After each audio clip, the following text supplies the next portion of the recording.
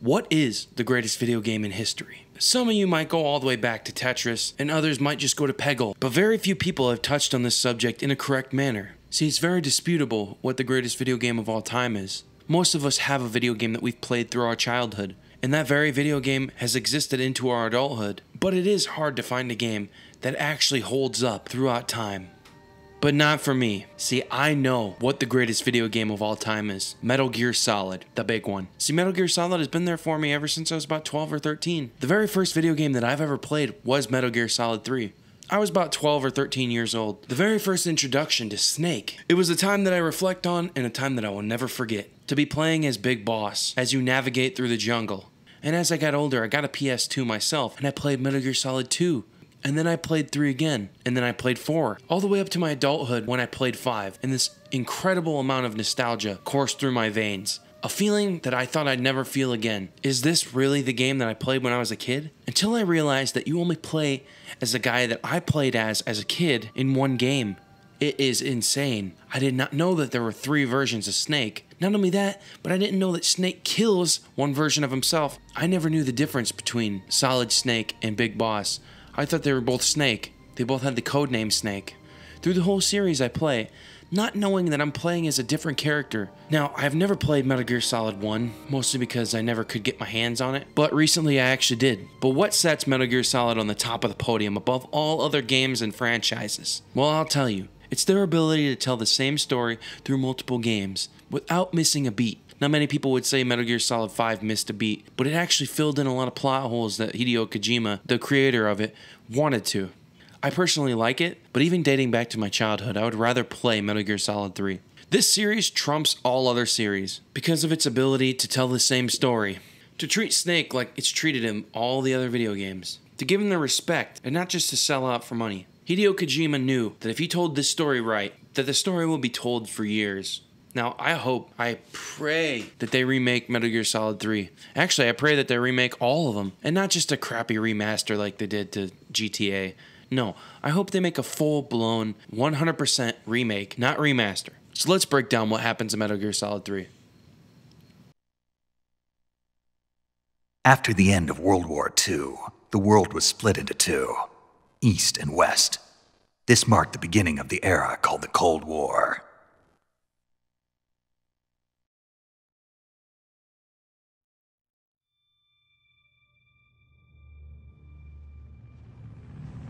Your name is John. You're on an airship flying above enemy territories in Russia. Pakistan, altitude 30,000 feet. Approaching Soviet airspace. All right, you ready to go? Your Commander Zero is telling you that it's time to jump. Put on your mask.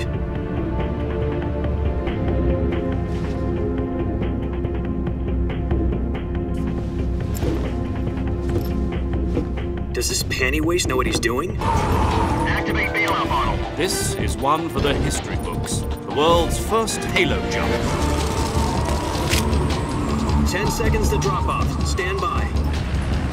Spread your wings And fly. God be with you.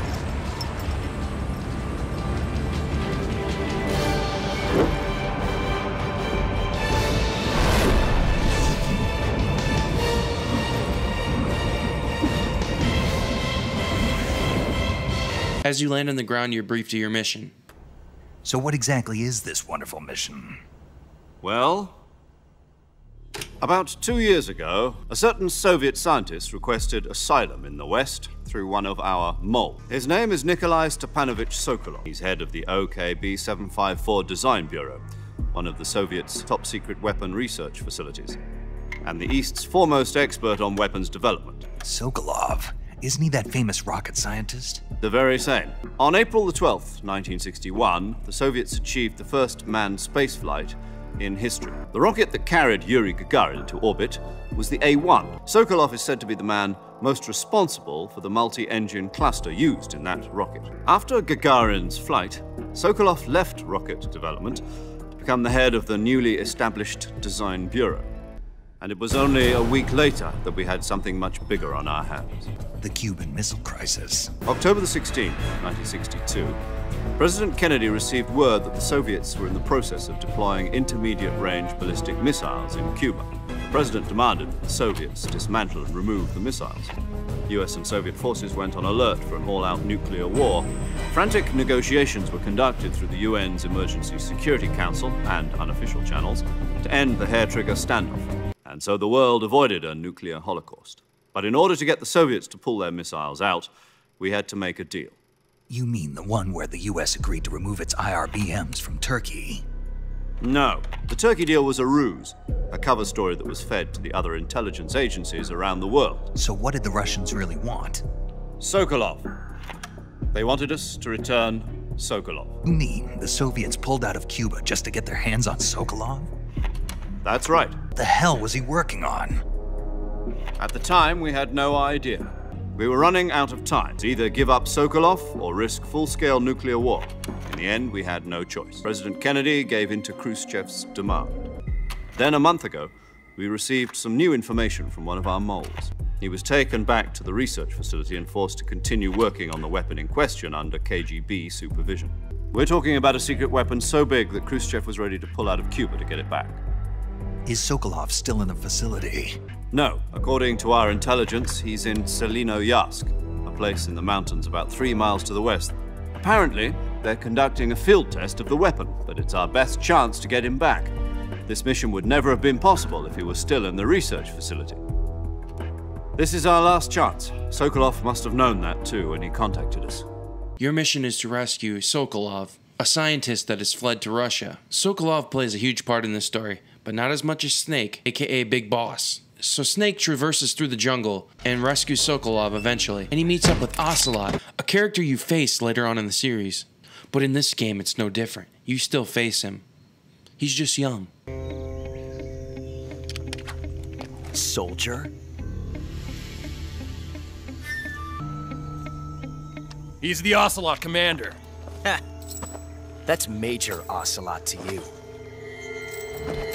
And don't you forget it. Sokolov is ours. Now get out of here. And Ocelot never lets his prey escape.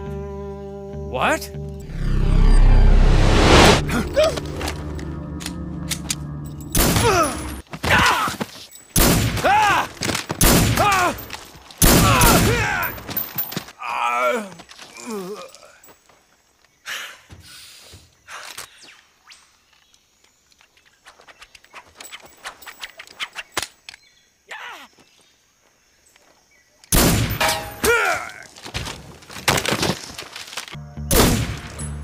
I can't say it feels good to kill a comrade, even if it is for the GRU. Sokolov, take cover. Huh. You're not the boss, are you? What is that stance? Huh. That gun.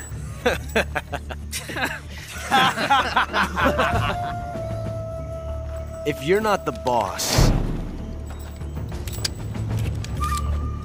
then die.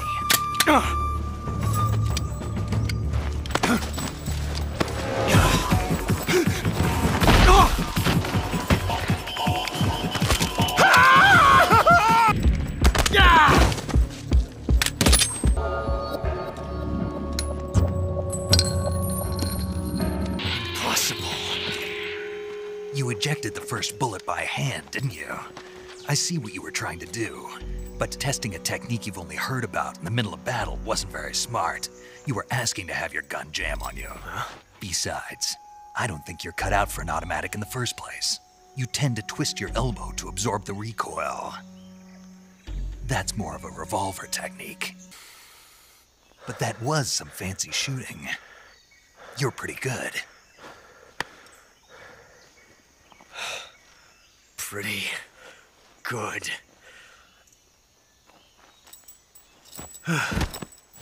So you make your way back with Sokolov, thinking that the mission was over.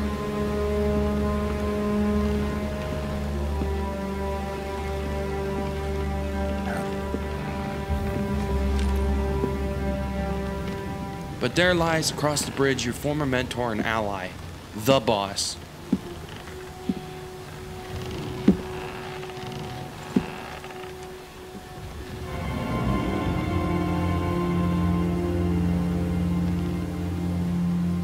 Boss?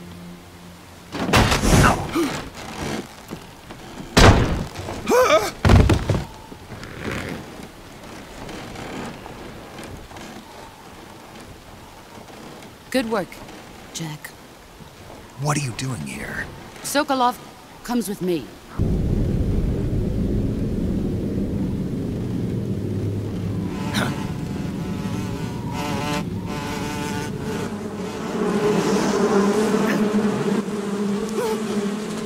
Hornets.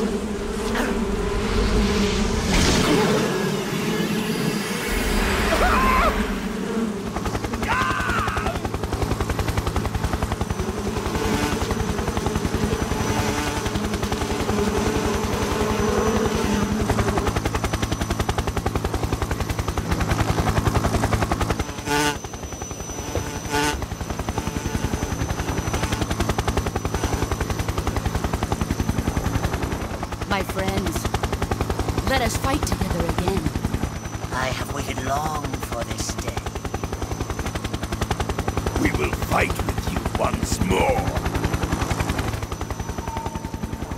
Welcome back, boss. Now that all 5 of us are together, it's time we go to the depths of hell itself.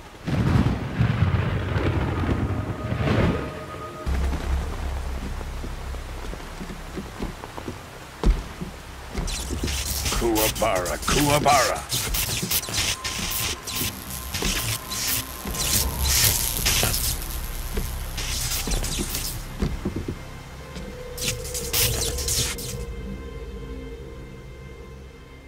Ah, what a joyful scene. Colonel Vogan. Welcome to my country. And to my unit.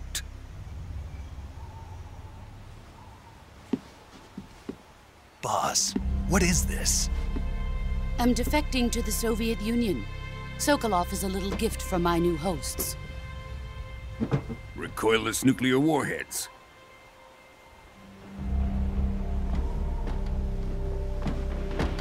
These will make a fine gift for me. This can't be happening. Who is he? Another one of your disciples? Are we taking him with us? No, this one is still just a child. Too pure for us Cobras. He has not yet found an emotion to carry into battle.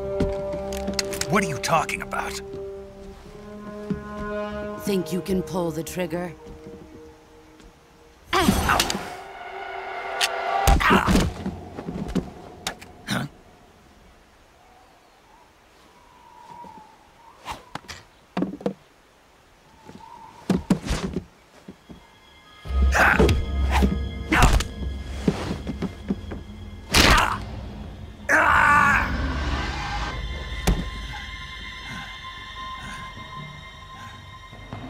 He's seen my face. We can't let him live.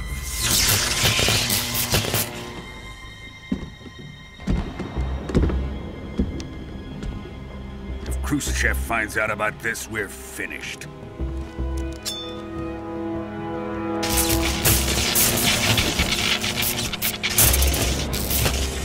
He must die. Wait. He's my apprentice. I'll take care of him.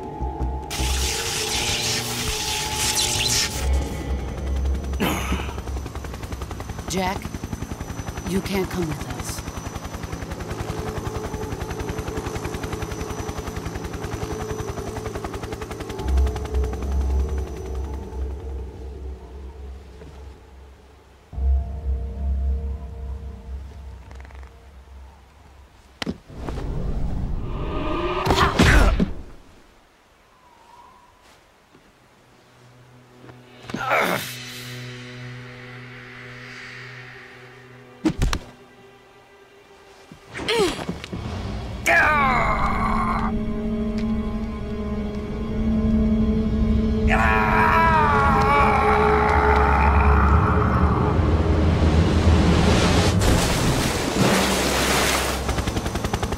The new blood has been rejected.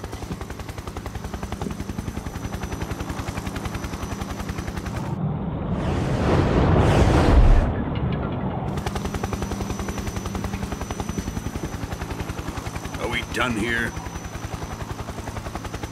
Now, onto Sokolov's research facility. Shagohod is ours.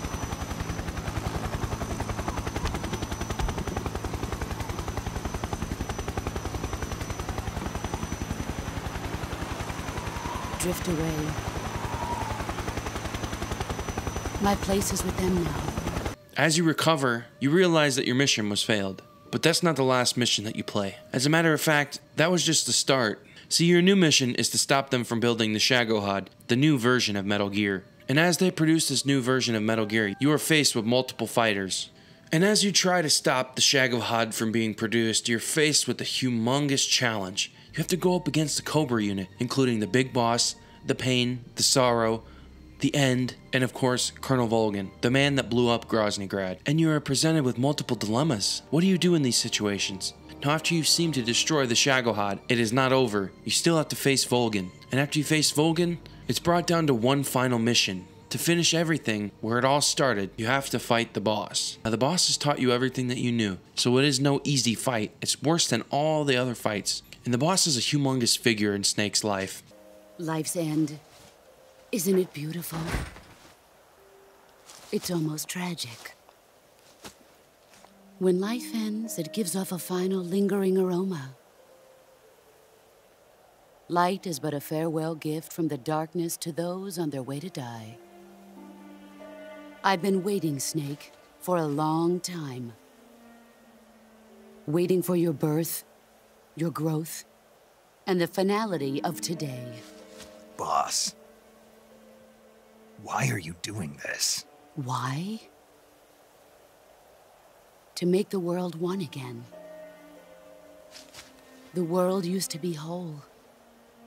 But with the end of the Second World War, the philosophers began to fight amongst themselves, and the world was torn apart. The Cobras, my comrades who trained and fought alongside me, were torn apart as well. The foibles of politics and the march of time can turn friends into enemies just as easily as the wind changes. Ridiculous, isn't it? Yesterday's ally becomes today's opposition. And this Cold War? Think back. When I was leading the Cobras, America and Russia were fighting together. Now, consider whether America and Russia will still be enemies in the 21st century. Somehow I doubt it.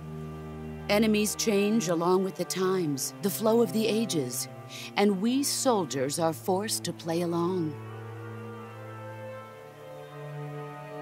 I didn't raise you and shape you into the man you are today just so we could face each other in battle. A soldier's skills aren't meant to be used to hurt friends. So then what is an enemy?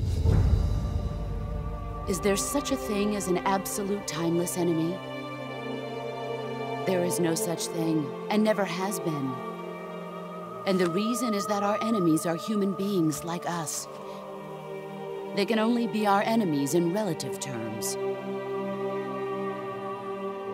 The world must be made whole again. The philosophers must be reunited. I will devote my skills to that purpose. And with the Colonel's money, I will achieve that end.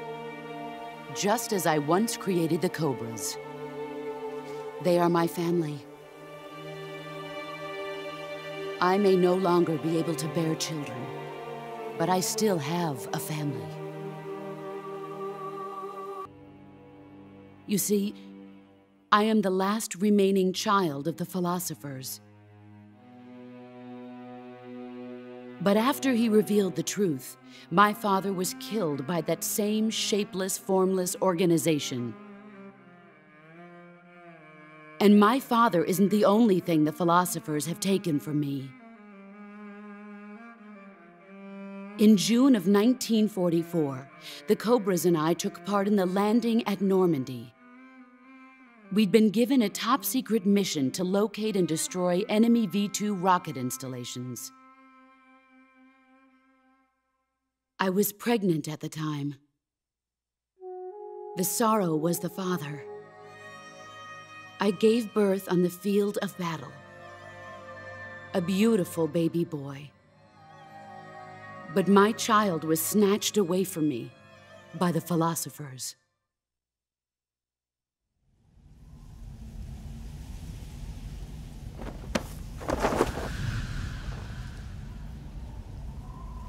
Look at this scar. This is proof that I was once a mother. I gave up my body and my child for my country. There is nothing left inside me now. Nothing at all. No hatred, not even regret. And yet sometimes at night, I can still feel the pain creeping up inside me, slithering through my body like a snake.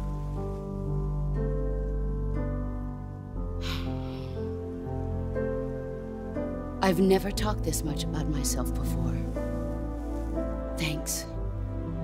Thanks for listening to me.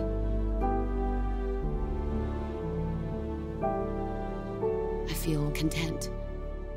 Snake,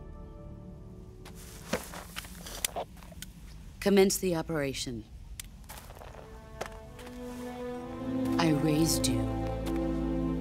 I loved you. I've given you weapons, taught you techniques, endowed you with knowledge. There is nothing more for me to give you. All that's left for you to take is my life, by your own hand. One must die, and one must live. No victory, no defeat. The survivor will carry on the fight. It is our destiny. The one who survives will inherit the title of boss. And the one who inherits the title of boss will face an existence of endless battle. I'll give you 10 minutes. In 10 minutes, MiGs will come and bomb the hell out of this place. If you can beat me in less than 10 minutes, you'll be able to escape in time. Let's make this the greatest 10 minutes of our lives, Jack. Boss? You're a soldier. Finish your mission. Prove your loyalty. Face me. And he thinks that he's just gonna have to defeat her, and that's gonna be the end of it. She wants him to kill her. Because of all the things that she's done, in the end, he kills her. And it's a very sad story, because you know that Snake really cared.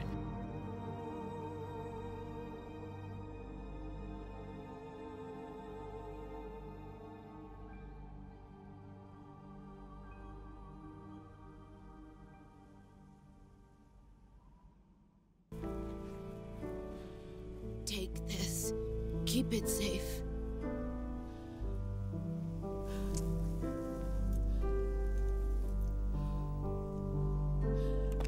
It's our only hope.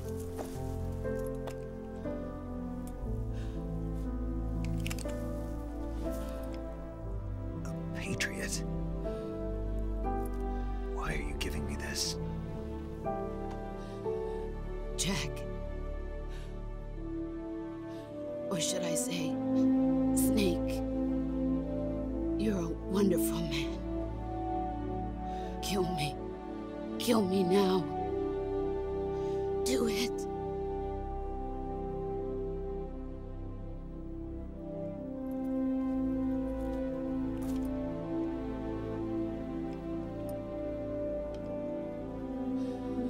There's only room for one boss and one Snake.